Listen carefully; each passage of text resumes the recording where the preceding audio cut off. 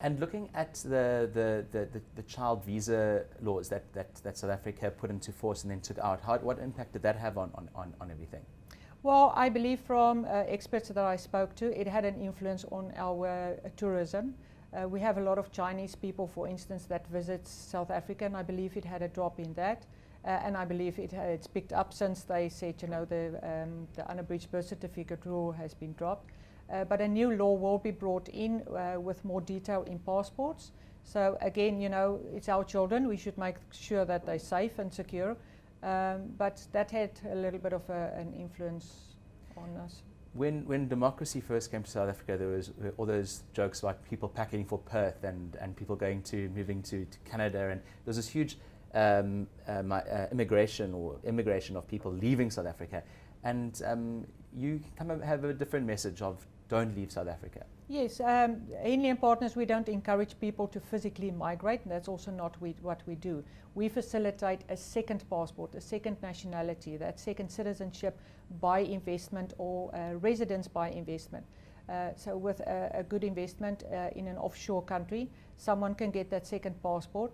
That gives them that second option, that plan B, that security, or have their children have that access perhaps to European countries for better schooling, or to give them the choice one day to decide for themselves where they would want to stay, or maybe where they would like to go to university or raise their families. So it really just opens up the world. And for business people, I mean, it gives you visa-free travel. Say, for instance, if you go for a European passport such as Cyprus or Malta again, you don't have to go through all of those hassles to acquire a European visa or Schengen visa and sit in queues and spend a day getting a visa.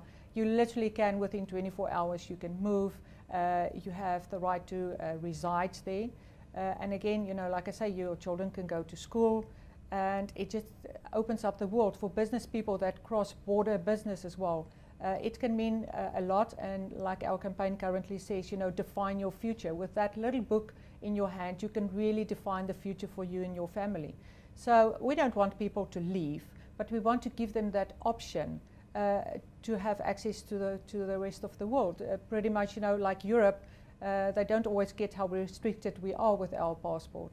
The WEF talks a lot about countries wanting to create castles around their countries, the rich countries, those countries where they've had enough of people influx. Obviously with Syria, there's a lot of people going into Europe, and with Donald Trump in America, he wants to create a wall to divide, to cut out Mexicans, and he wants everyone to leave the country who's not, you know, purely American. It seems like there's a lot of uncertainty in the world and a lot of issues around migration, and countries who don't want any more people in, and countries that where people are leaving. What's the general state of the globe in terms of that, especially with places like the US and what Donald Trump offers? You know, the world has become a globalized economy. These countries don't exist on their own anymore. We've got so many cross-border business, and I don't think any country can really build that wall and exist without imports and exports.